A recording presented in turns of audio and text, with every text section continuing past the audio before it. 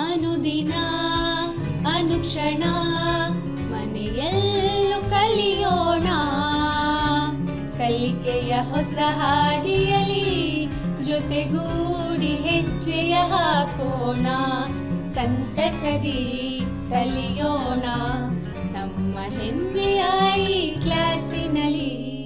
Yes sir. Yes teacher. Present ma'am.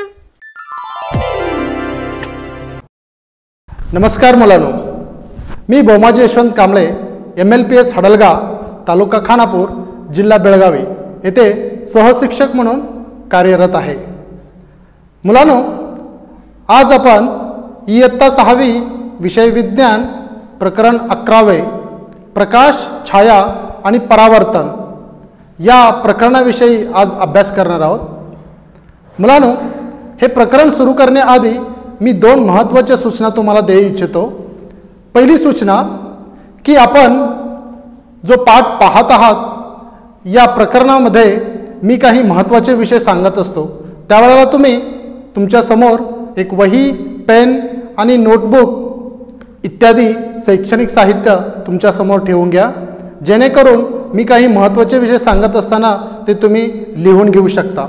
आणि दुसरी गोष्ट अशी आहे की हे 11वं प्रकरण मी प्रमुखपणे 3 विभागामध्ये विभागलेलं आहोत आणि आज त्याचा पहिला भाग आहे. तर चला तर सुरुवात करूया. प्रकाश, छाया आणि परावर्तन. विद्यार्थी मित्रांनो, या प्रकरणाच्या अध्ययनानंतर तुम्ही काय काय शिकणार आहात हे थोडकं आपण पाहून घेऊया. तर सर्वप्रथम तुम्ही स्वयंप्रकाशित, ज्यांना आपण इंग्रजीमध्ये लुमिनस पदार्थ म्हणजे काय हे समजून घेणार आहोत. त्यानंतर आपण परप्रकाशित म्हणजे नॉन लुमिनस पदार्थ म्हणजे काय हे समजून घेतो. त्यानंतर आपण पारदर्शक, अपारदर्शक आणि अर्धपारदर्शक पदार्थ म्हणजे काय हे समजून घेतो. त्याला आपण इंग्रजीमध्ये ट्रान्सपरंट, ओपिक अँड ट्रान्सक्लुरंट ऑब्जेक्ट्स म्हणजे काय याविषयी आपण माहिती घेतो. त्यानंतर आपण छाया म्हणजे शॅडो खरंच काय असतं, सावली ही खरंच काय असतं याविषयी सुद्धा आपण मजेशीर अशी उत्तरं शोधणार आहोत. त्यानंतर आपण सूचिछिद्र कॅमेरा, ज्याला आपण पिन होल कॅमेरा असं सुद्धा म्हटलेलं आहे, हे सूचिछिद्र कॅमेरा कशा पद्धतीने तयार करतात आणि त्याचा उपयोग काय म्हणून करतात याविषयी संपूर्ण माहिती आपण या पाठामध्ये पाहणार आहोत. तसेच आरसे आणि परावर्तन, मिरर्स अँड द रिफ्लेक्शन्स याविषयी सुद्धा काही महत्त्वाचे आणि मजेशीर असे आपण प्रयोग या तासामध्ये करणार आहोत. तर इतका विषय आज आपण या प्रकरणाविषयी समजून घेणार आहोत. तर आजचा हा दिवस आणि आज आपण या साऱ्या प्रकरणामधील आजचा हा पहिला भाग, या पहिल्या भागामध्ये आपण थोडा विषय घेणार आहोत. त्याच्यामध्ये स्वयंप्रकाशित म्हणजे लुमिनस पदार्थ म्हणजे काय हे समजून घेतो. त्यानंतर परप्रकाशित म्हणजे नॉन लुमिनस पदार्थ म्हणजे काय हे सुद्धा समजून घेतो. त्यानंतर पारदर्शक, अपारदर्शक आणि अर्धपारदर्शक पदार्थ म्हणजे काय हे सुद्धा समजून घेतो. तर मुलांनो, तयार आहात ना? चला तर सुरुवात करूया आपण. तर मुलांनो, तुम्हाला चित्रामध्ये काय काय दिसतं जरा पहा बघू. कोण सांगेल काय काय दिसत आहे? हो, बरोबर आहे.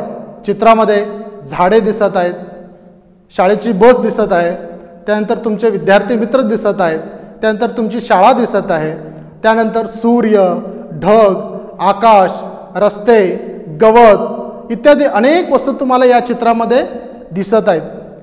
आता मला सांगा, तुम्ही घराकडून शाळेकडे जात असताना तुम्ही अशा प्रकारची वस्तू पाहत असताना? हो, जरूर पाहत असता. कारण घरातून शाळेकडे येत असताना तुम्हाला रस्त्यावरून जात असताना अनेक अशा वस्तू दिसतात आणि त्या तुम्ही डोळ्यांनी पाहता. त्या तुम्ही काय करता? डोळ्याने पाहता. नीट लक्षपूर्वक आहे का? दिवसा तुम्ही ज्यावेळेला जात असता अशा सर्व वस्तू तुम्हाला दिसत असतात. त्यानंतर आता या चित्रामध्ये काय दिसतं पहा बघू. कोण सांगू शकेल? अरेच्छा, या चित्रामध्ये तर वस्तूच नाहीत, काही पण चित्र नाही आहे. मग सर का विचारत आहेत की काय दिसत आहे? बरोबर आहे. तर मुलांनो, या चित्रामध्ये असं कोणतंही चित्र नाही, मात्र तिथे एक चित्र आहे. पूर्ण काळपट आहे, म्हणजे डार्कनेस म्हणतो आपण त्याला, म्हणजे अंधार. तुम्ही दिवसा शाळेतून घराकडे येत असताना किंवा घराकडून शाळेकडे जात असताना तुम्हाला अनेक वस्तू दिसतात, मात्र रात्री तुम्ही या वस्तू पाहता का? स्पष्टपणे पाहता का? नाही पाहत. का पाहत नाही? कारण आपणाला त्या वस्तू दिसत नाहीत. का दिसत नाही? हा एक मोठा प्रश्न आहे. दिवसा ज्या वस्तू आपण पाहतो त्या वस्तू तेवढ्या स्पष्टपणे रात्री पाहत नाही. याचं उत्तर काय असेल बरं? आणि समजा तुम्हाला हे वस्तू पाहायचंच आहे, तर आपण काय करतो? एक उदाहरण देतो पहा. तुम्ही ज्या वेळेला घरी लाईट नसताना किंवा अंधारामध्ये एखादी वस्तू शोधा म्हटलं तर तुम्ही शोधू शकता का? नाही शोधू शकत. मग जर समजा ती वस्तू शोधायचीच आहे, समजा पेन पाहिजे तुम्हाला किंवा बुक पाहिजे, पुस्तक पाहिजे, तर तुम्हाला अंधारामध्ये शोधू शकत नाही. त्यावेळी तुम्ही काय करता? विचार करा बघू. हो, बरोबर आहे सर, आपण काय करतो? तुमचं उत्तर काय असेल सांगा बघूया.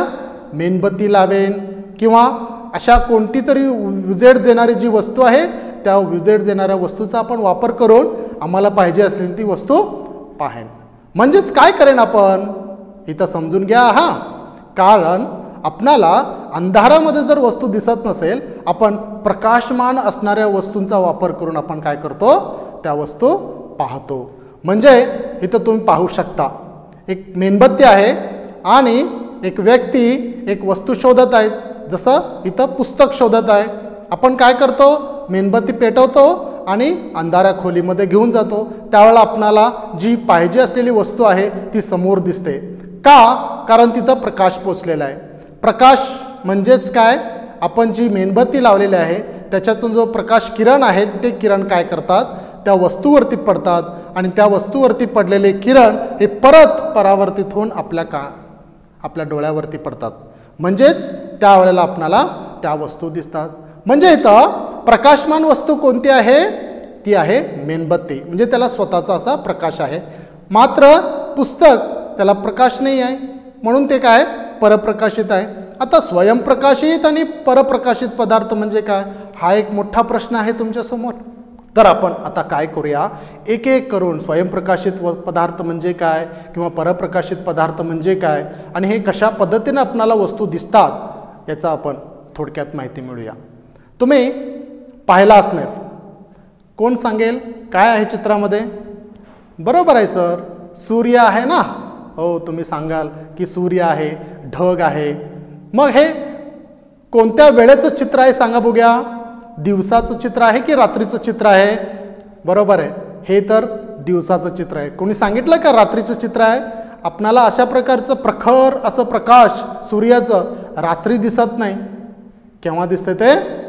दिवसाच दिसत असते. म्हणजे सूर्यसुद्धा हा एक आहे प्रकाशमान वस्तू आहे आणि त्यालासुद्धा स्वतःचा असा प्रकाश आहे.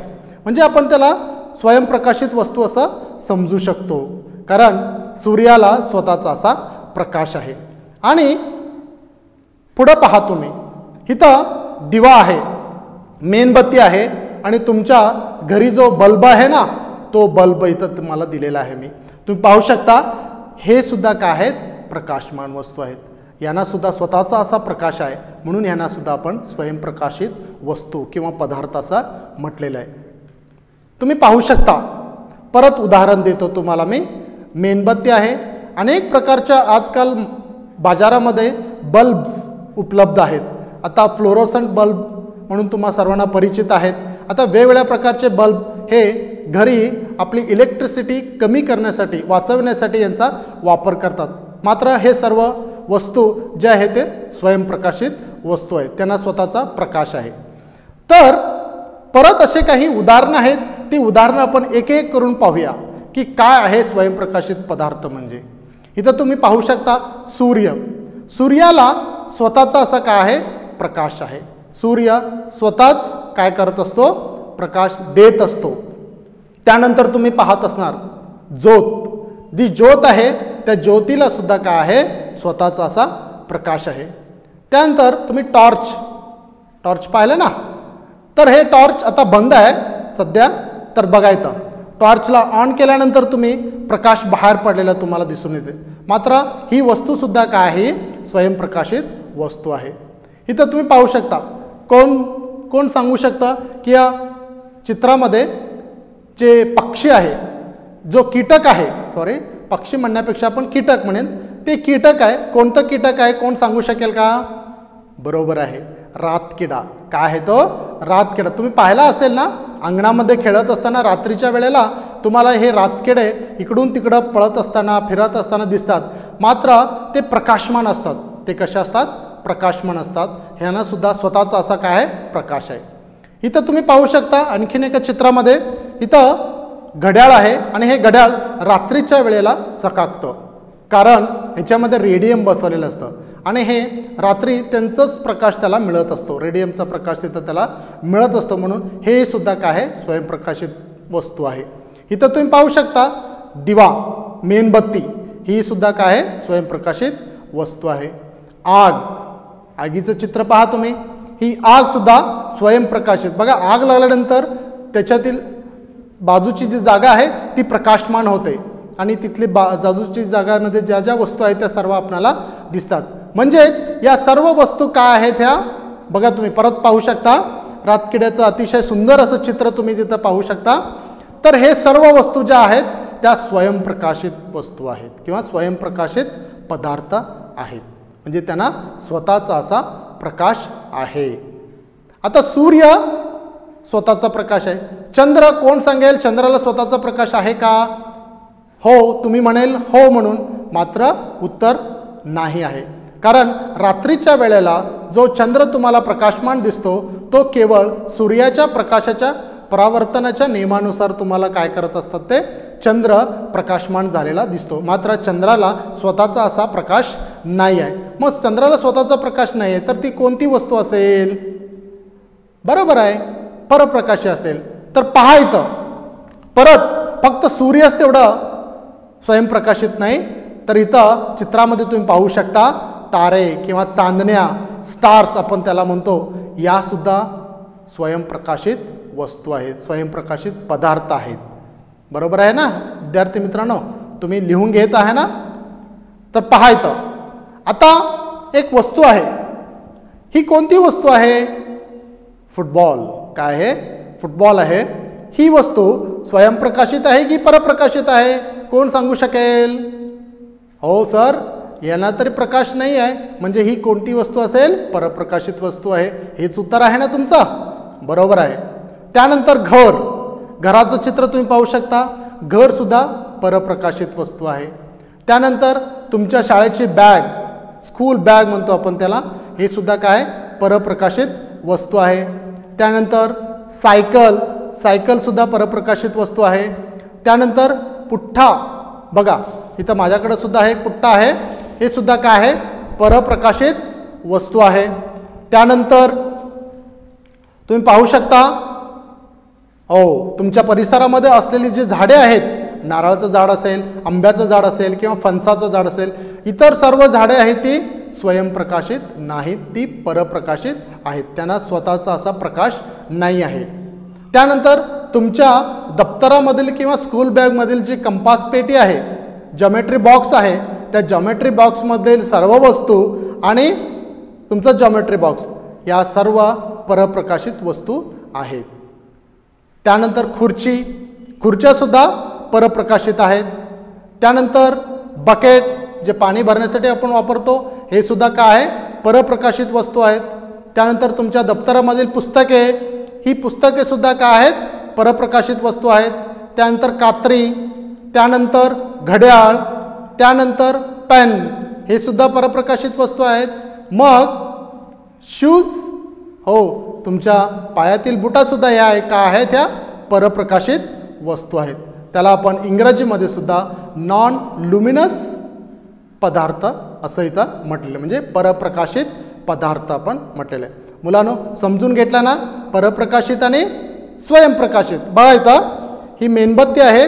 या मेणबत्तीला जर मी पेटवलं तर तुम्हाला इथं प्रकाश पडलेला तुम्ही पाहू शकता.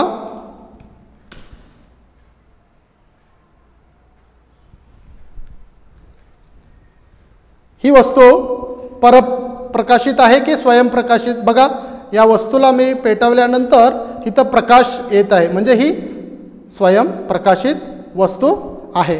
आता मला सांगा, हे जे पेन आहे हे परप्रकाशित आहे की स्वयंप्रकाशित? याला असं स्वतःचा प्रकाश नाही, म्हणजे हे काय असेल? परप्रकाशित. हायलायटर म्हणतो आपण याला, हे हायलायटर परप्रकाशित आहे. तसंच प्रमाणे हा जो चमचा आहे हा सुद्धा काय आहे? परप्रकाशित आहेत. इथं माझ्या टेबलावरती काही वस्तू ठेवलेल्या आहेत, त्या वस्तूमध्ये परप्रकाशित आणि स्वयंप्रकाशित सुद्धा वस्तू आहेत. आता माझ्याकडं मोबाईल्स आहे. आता मी मोबाईलचा वापर कशासाठी केलेला? इथं आपण टॉर्चचं उदाहरण देत असताना आजकाल टॉर्च जास्त काळ वापरत नाहीत, कारण सर्वांच्या हातामध्ये मोबाईल असल्याकारणानं मोबाईलमध्ये जे टॉर्च आहे त्या टॉर्चचा वापर आपण काय पण करतो? बघा, स्वयंप्रकाशित. हे मोबाईलसुद्धा आता टॉर्चचं काम करत आहे, म्हणून हे सुद्धा काय आहे? स्वयंप्रकाशित वस्तू आहे.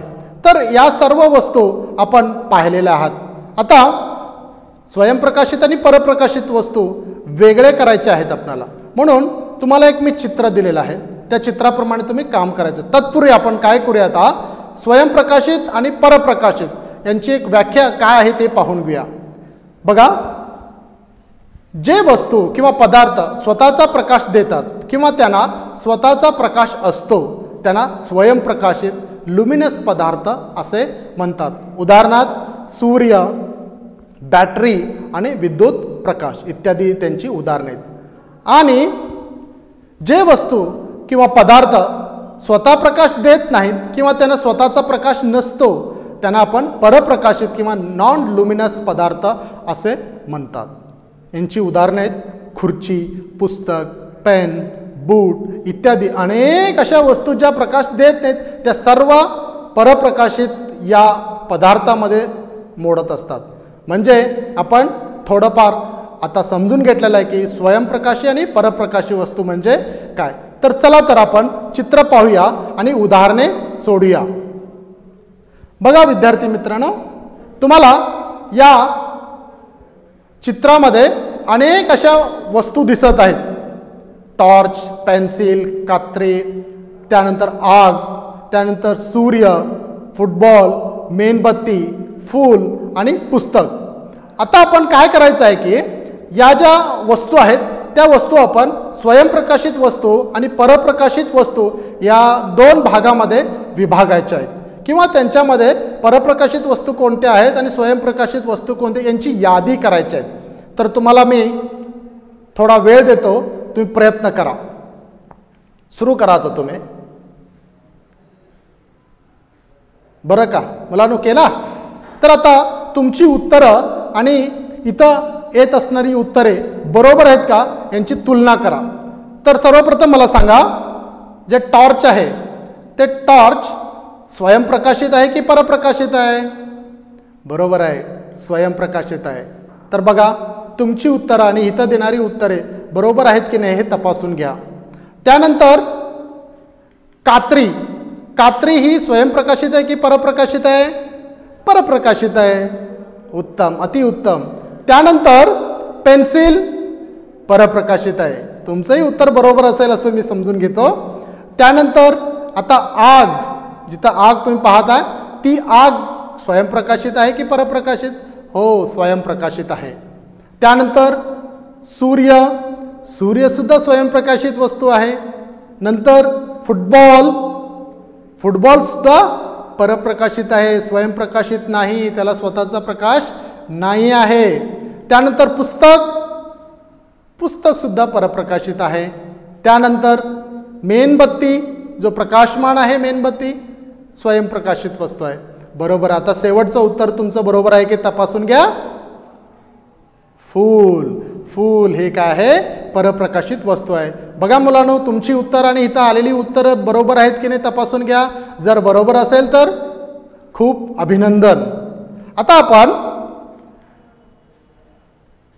तुम्हाला एक वाक्य इथं दिलेलं आहे, एक डेफिनेशन आहे. काय आहे बघा, ज्या वस्तूमधून आपण स्पष्टपणे पाहू शकतो, म्हणजे ज्या वस्तूमधून प्रकाश किरण आरपार जाऊ शकतात त्यांना पारदर्शक वस्तू किंवा पदार्थ असे म्हणतात. ही एक व्याख्या आहे. तुम्ही पाहिला असेल, पारदर्शक म्हणजे साधं आणि सोपं एका वाक्यामध्ये सांगायचं म्हटलं तर ज्या पदार्थातून सूर्यकिरण आरपार जातो आणि त्याच्यातून आपल्याला दुसऱ्याकडील वस्तू पाहू शकतो, दुसऱ्या बाजूकडील वस्तू आपण पाहू शकतो, त्यांना आपण काय म्हणतो, पारदर्शक वस्तू असं इथं म्हणत आहे. तर त्यांची उदाहरणं कोणकोणती आहेत पाहूया का. आता मला एक सांगा, इथं माझ्याकडे एक पुट्टा आहे, मी दिसत आहे का रे तुम्हाला विद्यार्थी मित्रांनो? मी दिसत आहे? नाही दिसत आहे. का दिसत नाही? कारण याच्यातून सूर्यकिरण किंवा प्रकाश किरण आरपार जात नाही झाले आणि माझा चेहरा तुम्हाला याच्यातून दिसत नाही.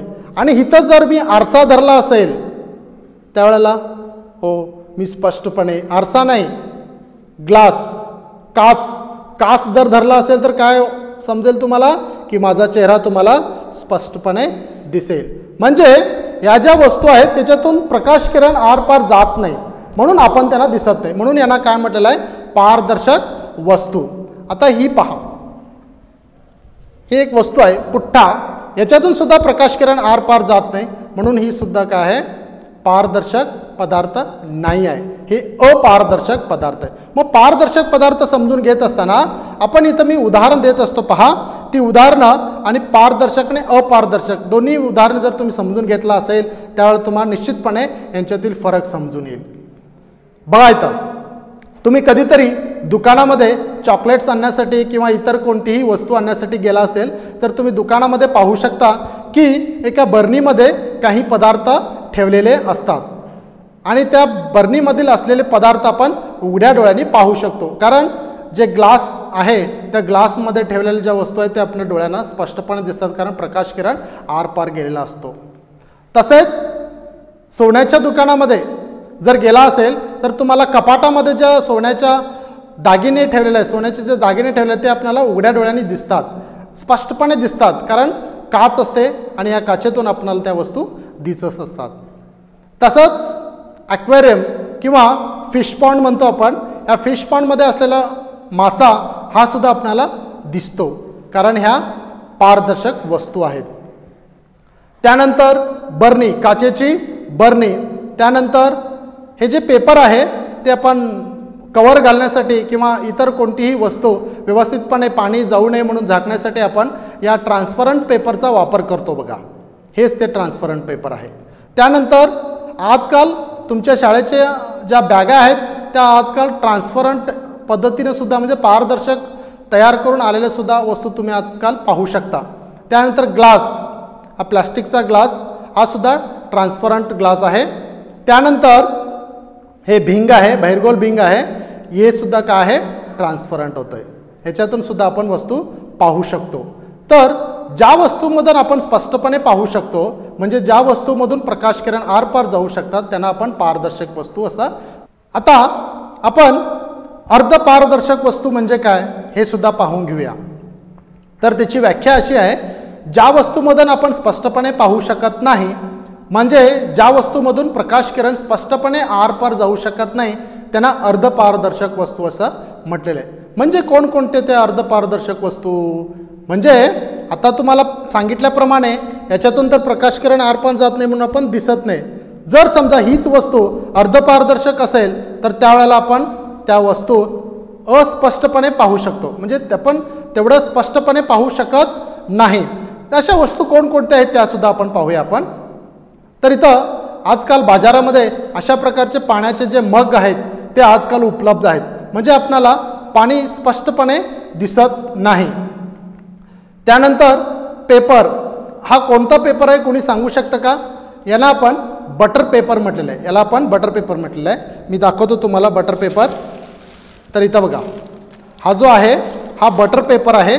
हा प्रमुखपणे बेकरीमध्ये आपण केक किंवा इतर काही वस्तू याच्यामध्ये ठेवण्यासाठी किंवा गुंडाळण्यासाठी याचा आपण वापर करतो, याला म्हटलेलं आहे बटर पेपर. बटर पेपरसारखंच एक वस्तू असते ती म्हणजे ट्रेसिंग पेपर. हे ट्रेसिंग पेपरसुद्धा अर्धपारदर्शक वस्तूचं एक आहे उदाहरण आहे. त्यानंतर बॉटल्स, आजकाल बाजारामध्ये अनेक प्रकारचे बॉटल्स उपलब्ध आहेत, त्याच्यामध्ये रंगीबेरंगी असे बॉटल्स आहेत की ते प्रकाश किरण एक सारखं किंवा सरळ सरळ आरपार जाऊ शकत नाहीत, मात्र थोड्या प्रमाणामध्ये प्रकाश किरण आरपार जातात असे हे बॉटल्स सुद्धा अपारदर्शक वस्तूचं उदाहरण आहेत. त्यानंतर अशा प्रकारचे तुम्ही हॉटेल्समध्ये किंवा घरी ग्लासेस किंवा आईस्क्रीमच्या शॉपमध्ये पार्लरमध्ये तुम्ही पाहू शकता की अशा प्रकारचे काही आहेत वस्तू ठेवलेल्या आहेत ज्याच्यामधून प्रकाश किरण आरपार व्यवस्थितपणे किंवा पूर्णपणे जात नाहीत, म्हणजे अर्धा प्रकाश किरण जात असतात. म्हणजे हे सर्व अर्धपारदर्शक वस्तूंची उदाहरणे आहेत. तर मुलांनो, इथं परत एक उदाहरण दिलेलं आहे. मी आजकाल नवीन घरं बांधत असताना आपण जे ग्लास बसवतो ते ग्लाससुद्धा स्पष्टपणे प्रकाश किरण आरपार जात नाहीत अशाच प्रकारचे आपण ग्लासेस बसवतो. त्याचं एक हे उत्तम उदाहरण आहे. परत जे खिडक्यांना लावलेले जे तावदाने आहेत पाहत असणार तुम्ही चित्रामध्ये, ही तावदाने सुद्धा प्रकाश किरण सर्व प्रकाश किरणे आत घरामध्ये सोडत नाहीत, थोड्या प्रमाणामध्ये प्रकाश किरण आत जातात. हे सुद्धा अर्धपारदर्शक पदार्थांचं काय उदाहरण आहे. तशाच प्रकारे आजकाल ग्लासेस सुद्धा अशाच प्रकारचे अर्धपारदर्शक वस्तूंनी बनवलेले जी ग्लासेस आहेत त्या ग्लासेसचा वापर घरे बनवत असताना खिडक्यांना बसवलेली असतात. हे सर्व अर्धपारदर्शक वस्तूंची उदाहरणे आहेत. तुम्ही पाहू शकता एक कृती आहे, त्या कृतीप्रमाणे तुम्ही घरी करून पहा की काय करायचा. एक टॉर्च घ्यायचा आणि तो टॉर्च ऑन करायचा आणि सरळ असं हातांच्या खालच्या बाजूला म्हणजे तळव्याला असं धरल्याबरोबर तुम्ही टॉर्च ऑन करायचं. तुम्हाला काय जाणवेल? विचार केला ना? तर याचं उत्तर तुम्ही मला पुढच्या तासामध्ये सांगायचं आहे. तर आत्ता तुम्ही हे घरामध्ये अशा प्रकारचा टॉर्च वापरून तुम्ही करून पहा की तुम्हाला कशा प्रकारची वस्तू मिळते, पारदर्शक वस्तू मिळते की अर्धपारदर्शक की अपारदर्शक वस्तू मिळत असते ते पहा तुम्ही. त्यानंतर आपण अपारदर्शक वस्तू म्हणजे जे मगाशी मी पारदर्शक वस्तू सांगत असतानाच अपारदर्शक वस्तूंचं सुद्धा उदाहरण दिलेलं आहे की प्रकाश किरण आरपार जात नाही. ज्या पद्धतीनं पारदर्शक पदार्थ आहेत नेमकं त्याच्या उलट पद्धतीनं अपारदर्शक वस्तू असतात. म्हणजे ज्या वस्तूमधून आपण अजिबात पाहू शकत नाही, म्हणजे ज्या वस्तूमधून प्रकाश किरण आरपार जात नाही त्यांना अपारदर्शक वस्तू किंवा पदार्थ असा म्हटलेला आहे. जसे इथं तुम्ही पाहू शकता हा जो ग्लास आहे, स्टीलचा ग्लास आहे, हा पारदर्शक आहे अपारदर्शक आहे? कोण सांगू शकतं? बरोबर आहे, अपारदर्शक. याच्यातून प्रकाश किरण आरपार जात नाही. मात्र या वस्तूमधून हो सर, हे पारदर्शक वस्तूचं काय आहे उदाहरण आहे. जे चंचुपात्र आहे त्याच्यातून आपण एखादी वस्तू किंवा पाणी टाकल्यानंतर ते आपल्याला स्पष्टपणे दिसतं, म्हणजे हे पारदर्शक वस्तू आहे. त्याप्रमाणे जो चमचा आहे हे पारदर्शक आहे की अपारदर्शक आहे? अपारदर्शक, कारण याच्यातून आपण आरपार पाहू शकत नाहीत. तशाच प्रकारे इथं पुस्तक, वही हे सुद्धा काय आहेत अपारदर्शक वस्तूंची उदाहरणे आहेत. तर आपण पाहू शकतो परत उदाहरणे, जी पुस्तकं आहेत आपल्याकडं ती अपारदर्शक वस्तूंची उदाहरणे आहेत. त्यानंतर घराला जे लागणारं जे फर्निचर आहे ते फर्निचर सुद्धा अपारदर्शक वस्तूचं उदाहरण आहे. खुर्च्या, त्याचप्रमाणे जो पुठ्ठा मी मगाशी दाखवला की हा पुठ्ठा अपारदर्शक वस्तूचं काय आहे उदाहरण आहे. त्यानंतर ग्लासेस बघा, इथं 3 ग्लासेस आहेत. हे तिन्ही ग्लास 3 प्रकारच्या वस्तूंचं आपणाला माहिती देत असतात.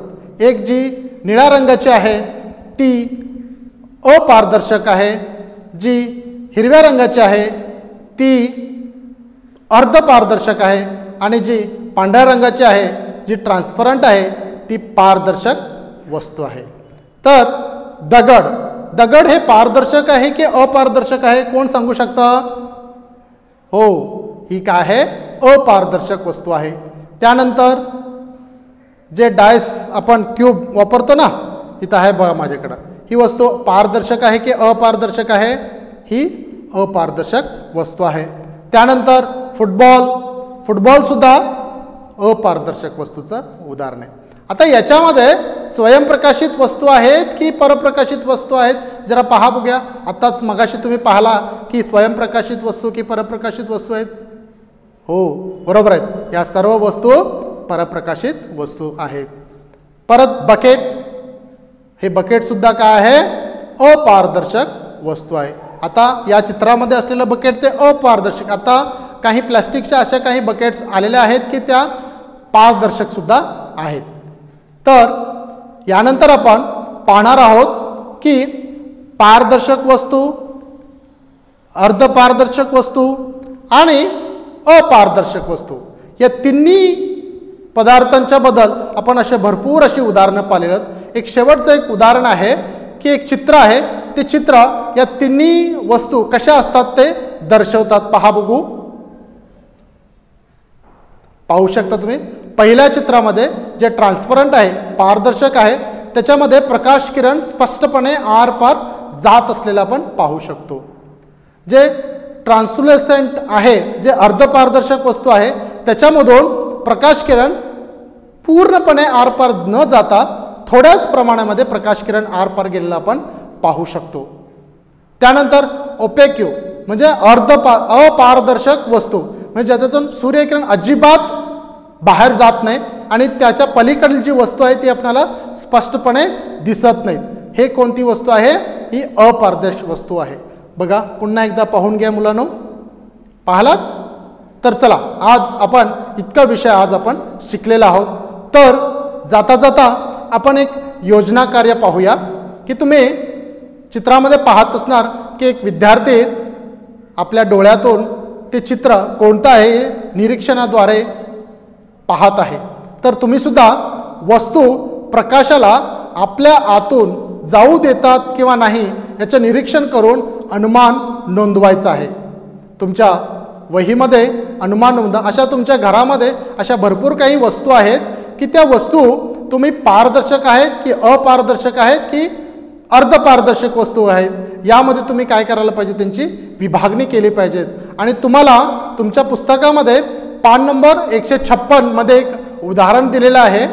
जे कोष्टक आहे, तक्ता आहे, त्या तक्त्यामध्ये काही वस्तू दिलेल्या आहेत. पाहू शकता तुम्ही, काही वस्तू दिलेल्या आहेत आणि त्या वस्तू कशा पद्धतीने प्रकाश किरण त्यांच्यामधून जात आहे, पूर्णपणे जात आहे, अंशतः जात आहे की अजिबात जात नाही, आणि त्या वस्तू अपारदर्शक आहेत की पारदर्शक आहेत की अर्धपारदर्शक आहेत, या अशा पद्धतीने तुम्ही काय केलं पाहिजे? त्यांची विभागणी केली पाहिजेत.